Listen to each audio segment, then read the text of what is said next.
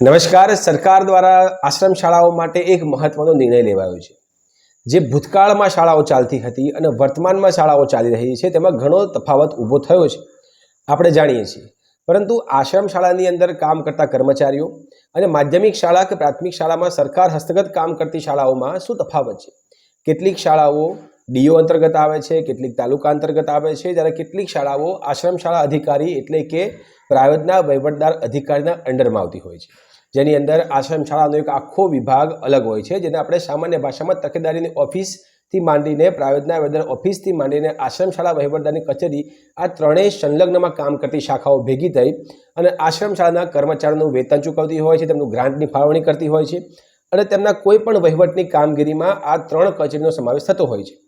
હવે સમજવાનું એ છે કે વર્તમાન સમયમાં આશ્રમ શાળાઓના શિક્ષકોએ શું માંગણી કરી હતી. ખરેખર વર્તમાન સમયમાં નહીં કહી શકાય, કેમ કે ઘણા વર્ષોથી આશ્રમ શાળા શિક્ષકોએ માંગણી કરેલી છે, જેની અંદર આશ્રમ શાળાઓ આદિજાતિ વિકાસ કચેરી અંતર્ગત કામ કરતી હોય છે. આખું વિભાગ જ અલગ છે. જોકે શરૂઆતમાં એવું ન હતું.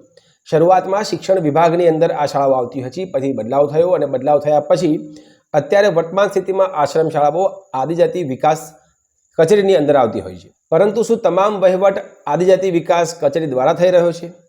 માધ્યમિક શિક્ષણ બોર્ડ આમાં શું કરી શકે છે? શું પરીક્ષાઓ લેવાય છે, તેના પેપર અલગ આવે છે? શું આ લોકોને અલગ વેતન મળે છે? શિક્ષણ વિભાગની અંદર કયા પ્રકારની પદ્ધતિ કામ કરે છે? આ તમામ વિશે આજે આપણે વાત કરીશું. નમસ્કાર મિત્રો, હું છું જયમીન જોશી. સ્વાગત છે આપનું જય બાદમાં. આજે મારે વાત કરવી છે આશ્રમ શાળા વિભાગની. આપણે મુખ્ય મુદ્દાઓ પર કામ કરીએ. માધ્યમિક શિક્ષણ બોર્ડ એટલે કે માધ્યમિકની શિક્ષણ શાખાઓ, પ્રાથમિક શિક્ષણ શાખાઓ અને તકેદારીની ઓફિસ, પ્રાયોજના ઓફિસ, આશ્રમ શાળાની ઓફિસ, આ બધી ઓફિસો કામ શેના માટે કરતી હોય છે? એક સીધી ભાષામાં સમજીએ કે પ્રાયોજના વહીવટદાર કચેરીની અંદર તમામ પ્રકારની આશ્રમ શાળાની ગ્રાન્ટો, તમામ પ્રકારની આદિજાતિ વિકાસની ગ્રાન્ટો કે જે એસટી એસસી ઉમેદવારો છે તેની તમામ ગ્રાન્ટો આ વિભાગની અંદર આવતી હોય છે. ત્યારે જિલ્લા શિક્ષણ અધિકારીની પાસે તમામ જિલ્લાનો વહીવટ કરવાની ગ્રાન્ટો આવતી હોય છે. પરીક્ષા પદ્ધતિ કેમ લેવાની હોય છે તેના વિશેની વાત ચાલતી હોય છે. તે સંકુલનું આયોજન કરે છે.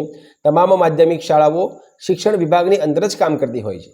પરંતુ માત્ર છાત્રાલયો એટલે કે આશ્રમ શાળાઓ કે જ્યાં બાળકોના રહેવાની ખાવાની સુવિધાઓ મળતી હોય છે, મોડલ શાળાઓ અલગ છે. આશ્રમ શાળાઓની વાત ચાલે છે કે જ્યાં ભ્રષ્ટાચાર ખૂબ થઈ રહ્યો છે તેવા ન્યૂઝ આપણે વારંવાર વાંચી રહ્યા છીએ. મોટાભાગે આ શાળાઓની અંદર ચોક્કસ પ્રકારની બાળકો દીઠ ગ્રાન્ટ આવતી હોય છે. બાળકોને રહેવાનું, ખાવાનું બધું મફતમાં આપવામાં આવતું હોય છે. તેમના શિક્ષણની વ્યવસ્થા પણ શિક્ષકો દ્વારા જે કરવામાં આવે છે તેની પણ ભરતી આશ્રમ શાળા અધિકારી, પ્રાયોજના વહીવટદાર અધિકારી અને તકેદારીના સંલગ્નથી થતી હોય છે. અને ચોક્કસ ભરતી પેપરમાં આપવામાં આવતી હોય છે. મંડળ થ્રુ થતી ભરતીઓમાંનું નામ ચાલે છે. એનો અર્થ કે આ ભરતી સીધી સરકાર કરતી નથી. આશ્રમ શાળાના શિક્ષકોની ભરતી મંડળ થકી થાય છે. મંડળ થકી થવાના કેટલાક લાભ પણ છે, કેટલાક ગેરલાભ પણ છે. લાભ એવા છે કે જે શિક્ષકને નોકરી ન મળતી હોય, જેની પાસે પૈસા છે અને તે નોકરી ખરીદવા માગે છે અથવા તો કોઈ પણ રીતે સેટ થવા માગે છે અને જો ઓળખાણ નીકળી જાય તો મંડળની અંદર પોતાની ઓળખાણ કાઢી થોડો ઘણો વહીવટ કરી અને પોતાની નોકરી લઈ લે છે, સ્વીકારી લે છે. અને ક્યાંક ને ક્યાંક આની અંદર એવું પણ થતું હોય છે કે મેરિટમાં આવતા ઉમેદવારો આશ્રમ શાળામાં આવવા માગતા નથી. એનું કારણ એ છે કે આશ્રમ શાળાની અંદર 24 કલાકની ડ્યુટી કહેવાતી હોય છે. 24 કલાકની ડ્યુટીનો અર્થ એવો થાય છે કે બાળકો જે જગ્યાએ અભ્યાસ કરે છે, જે જગ્યાએ રહે છે હોસ્ટેલમાં, તેનો પણ વહીવટ ક્યાંક ને ક્યાંક શિક્ષકો દ્વારા થતો હોય છે. 24 કલાક શિક્ષકોએ આ બાળકનું ધ્યાન રાખવાનું હોય છે. હવે આ બંને વચ્ચે તફાવત શું છે? આપણે બહુ ઊંડાણના વિસ્તારમાં જવું નથી, પરંતુ સામાન્ય શિક્ષકોની માંગ શું હતી એ આપણે સમજી લઈએ. કે છાત્રાલયમાં કામ કરતા શિક્ષકો એવું કહેતા હતા કે ભાઈ અમારે 24 કલાકની બંધારણવાળી નોકરી છે.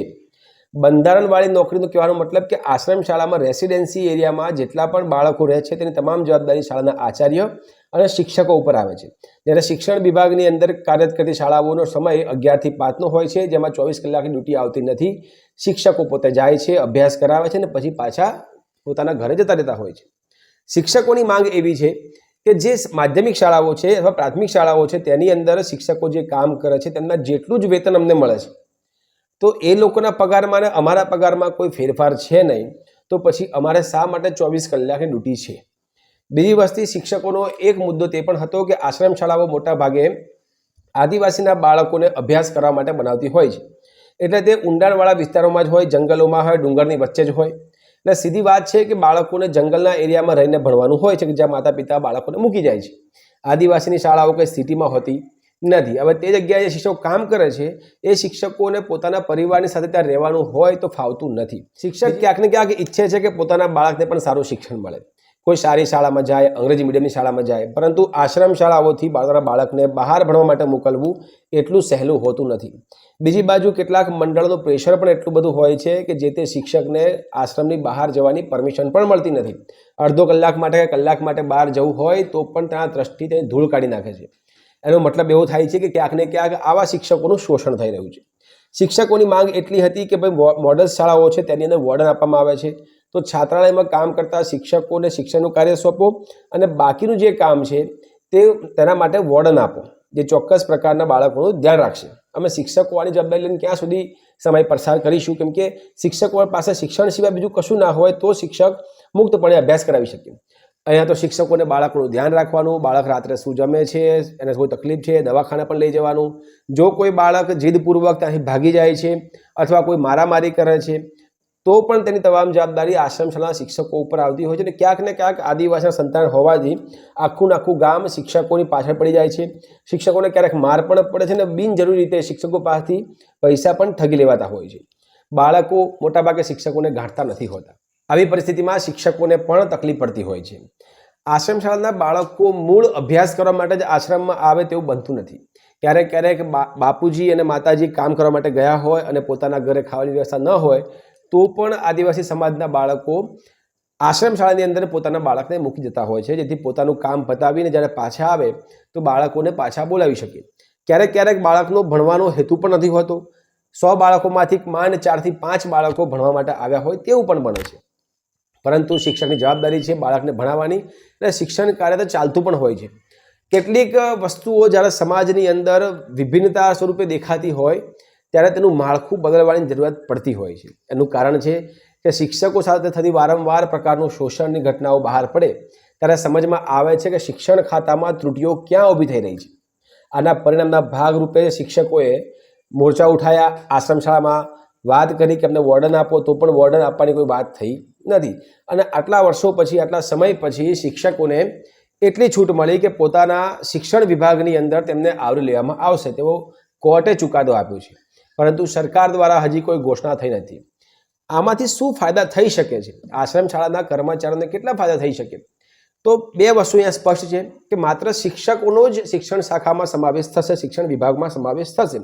એટલે કે હવે પછીનો તેમનો પગાર જે છે એ નિયમિત થશે. કેમ કે આશ્રમ શાળામાં જ્યારે ગ્રાન્ટ આવે એના પછી શિક્ષકોને પગાર થતો હતો. હવે ડીઓ કચેરીમાંથી જો પગાર ઓનલાઈન થશે તો તેમને કોઈ પણ પ્રકારનું બાંધછોડ કરવાની જરૂર પડશે નહીં. તેમને સમયસર પગાર હવે થશે. બીજી વસ્તુ કે આમ પણ 50% કામગીરી ડીઓમાંથી થતી હતી. તેમની રજાનું રૂપાંતર 150 હતું, હવે 300 મળવાની સંભાવના થઈ ગઈ છે. એટલે ક્યાંક ને ક્યાંક જે અત્યારની પરિસ્થિતિમાં શિક્ષકો કામ કરતા હતા તે શિક્ષણ વિભાગમાં આવવાના કારણે તેમને થોડી ઘણી છૂટછાટ કે થોડું ઘણું બઢતી તો મળશે જ. તો શિક્ષણ વિભાગની અંદર જોડાવાથી છાત્રાલયમાં કામ કરતા શિક્ષકોને બદલીનો ચાન્સ પણ મળશે. હવે બદલીનો ચાન્સ છાત્રાલયથી છાત્રાલયમાં કે પછી અન્ય કોઈ માધ્યમિક શાળામાં જવા મળશે તેના વિશે પણ હજી કોઈ સ્પષ્ટતા નથી. પરંતુ 5 વર્ષની નોકરી પૂર્ણ થયા બાદ શિક્ષકોને જિલ્લા ફેરની પસંદગી કદાચ મળી શકે છે. 2 મુદ્દાઓ અહીંયા સ્પષ્ટ છે કે એમને 11 થી 5ના શિક્ષણમાં જ કામ કરતા શિક્ષકોને ત્યાં શિક્ષણ શાખામાં આવરી લેવામાં આવશે. એટલે કે હવે જે કચેરી દ્વારા સૂચન થતું હોય, પરીક્ષા પદ્ધતિથી માંડીને, પગાર ધોરણથી માંડીને, જીપીએફથી માંડીને, રજાઓના વળતરથી માંડીને તે તમામ પ્રકારનો વહીવટ હવે શિક્ષણ વિભાગમાં થશે. હવે સ્પષ્ટ વાત એ છે કે આશ્રમ શાળામાં 24 કલાકની ડ્યુટી બંધાયેલી હોય છે. હવે શિક્ષણ વિભાગમાં ગયા પછી સરકાર શું છૂટછાટ આપે છે કે વોર્ડનની મંજૂરી આપે છે કે નહીં તે પણ દેખવાનું રહ્યું. કેમ કે આગળ જ્યારે આ મુદ્દો સંસદમાં ઉઠ્યો હતો ત્યારે સ્પષ્ટ કીધું હતું કે ભાઈ આશ્રમ શાળાની નોકરીમાં કોઈ પ્રકારની વોર્ડન આપવામાં આવશે નહીં. પરંતુ અત્યારે શિક્ષકોની જે માંગણી છે એ દેખતા લાગે છે કે કદાચ જો સરકાર આના ઉપર વિચારણા કરે તો આદિવાસી સમાજના બાળકોને સાચવવા માટે એક અલગથી વોર્ડન આપે. બીજી વસ્તુ કે ભાઈ શિક્ષણ સિવાયની બીજી વાતો એટલે કે ગ્રાન્ટની ફાળવણી, બાળકોને રહેવા ખાવાની જે ગ્રાન્ટ છે એનો વહીવટ હજી પ્રાયોજના વહીવટદાર કચેરી પાસે જ રહેવાનો છે. ત્યાંથી આશ્રમ શાળા અધિકારી પાસેથી જ તેમને ગ્રાન્ટની ફાળવણી કરવામાં આવશે, જેને નિભાવ ગ્રાન્ટ કહેવામાં આવે. કે બાળકોના રહેવા ખાવાની જે ગ્રાન્ટ છે, રસોઈયાની ભરતી છે, આ તમામ વસ્તુ હવે મંડળ કરવાની છે. પરંતુ મંડળ કરશે કઈ રીતે? નિભાવ ગ્રાન્ટ લઈને. એમાંથી બીજી કોઈ છૂટછાટ મળવાની નથી. ત્રીજી બાજુ શિક્ષકોની ભરતી હવે મંડળ પાસેથી છીનવાઈ ગઈ છે. એટલે મંડળના જે પૈસા 25 લાખ કે 30 લાખ લેવાની જે વાતો માર્કેટમાં ચાલતી હતી તેના ઉપર હવે ફૂલ સ્ટોપ લાગી ગયો છે કે હવે જેટલી પણ ભરતીઓ છે એ સરકાર દ્વારા થશે. સીધી ભરતીથી જ ઉમેદવાર જે તે આશ્રમ શાળામાં આવશે. પરંતુ વાત પાછી આવે છે કે આશ્રમ શાળામાં કોઈ શિક્ષક નોકરી લેવા માટે તૈયાર થતો નથી, એટલા માટે કે 24 કલાકની ડ્યુટી છે. જો શિક્ષકોની ભરતી હવે જો આશ્રમ શાળા અલગથી કરવાની હોય તો એનું માળખું શું હશે એ હજુ કશું નક્કી નથી. આ તો માત્ર કોર્ટનો ચુકાદો છે. હવે રાજ્ય સરકાર તેમાં શું ફાળવણી કરે છે, કયા કયા મુદ્દાઓને આવરી લે છે તે હવે જોવાનું રહ્યું.